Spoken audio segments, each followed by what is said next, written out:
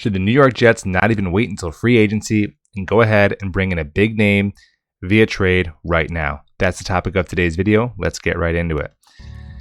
Rumor time. And there's a good chance that some players could be dealt this weekend. A big name to watch has been Amari Cooper.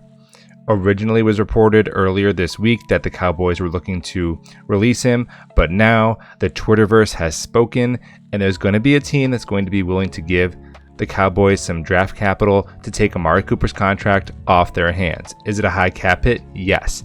But his contract is basically on a year-by-year basis, so you can go ahead and move on from him after next season if you don't like the way he produces. Now, what's it going to cost? Mixed reports here. Originally, you were thinking, hey, if he's going to get cut, maybe it's a 5th-round pick, but there's many suitors. It looks like the Jets and the Browns are two of the top teams looking to add Amari Cooper. I'm okay with the Jets going as high as their 3rd-round pick this year, and then maybe a conditional mid to late-round pick next year as well.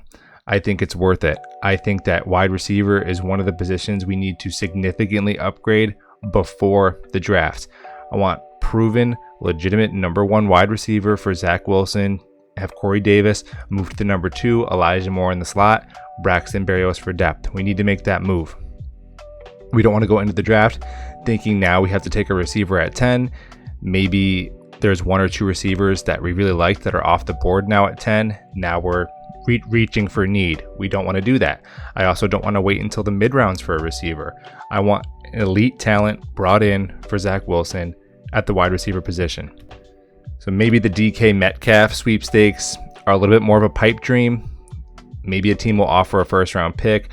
I don't think that the Seahawks are going to trade for their own pick back. Maybe they don't want to do business with the Jets at all this offseason after the Jamal Adams trade didn't go their way. But Amari Cooper is definitely a really realistic trade acquisition that the Jets could make this weekend, and I'm super pumped about it. It's really growing on me. And there's a few positions that we need to get it right, get it tight before the draft. We just talked about wide receiver.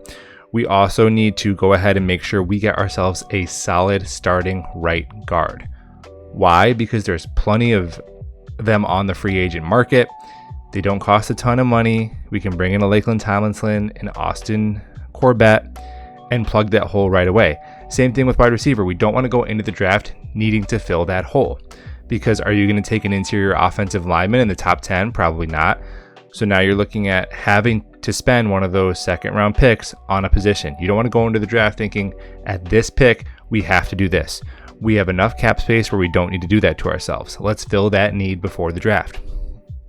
The next 2 positions we have to massively upgrade before the NFL draft are tight end and safety. I think these are the 2 worst position rooms on the team last season. Those are 2 positions we need to assign a player or trade for a player, of bring in a veteran, and draft a player. I want to see 2 new names at the top of the depth chart at tight end and safety, respectively. So maybe we throw the bag at Marcus Williams and then draft a safety in the 3rd round. Maybe we bite the bullet and overpay for Zach Ertz and then draft a Trey McBride. Matt O'Leary just released his top 5 underrated free agents, and he put Mo Alley Cox on there. And hey, you know, a Mo Alley Cox and then a tight end in the 2nd round, that's much better than anything we had on the roster last year. So we don't have to go ahead and sign the top name at every position. Obviously, we're not going to be able to do that. No team is. But we have to make significant veteran upgrades at those 4 positions before the draft. I'm not a huge fan at doing this at corner. I've been driving the Sauce Gardner at 4 train. I don't love the free agency market at cornerback. I think Carlton Davis is going to get way overpaid. I don't want to tie myself to multiple years of Stephon Gilmore. JC Jackson's probably going to get $20 million. I don't know if that's the right move for the Jets with so many different holes on their roster. Although a trade name to watch would be James Bradbury. We'd only be on the hook for $12 or $13 million of his cap hit. And I think that he's better than a lot of the free agents on the market, and he could be available for a mid-round pick. So that's one name to watch. All right. Hopefully, Amari Cooper is a New York Jet within the next 48 hours or so. Let me know in the comments below. Would you be excited about bringing in Amari Cooper? Is it worth it? What kind of draft capital would you be willing to give up? Thank you for watching, and go Jets.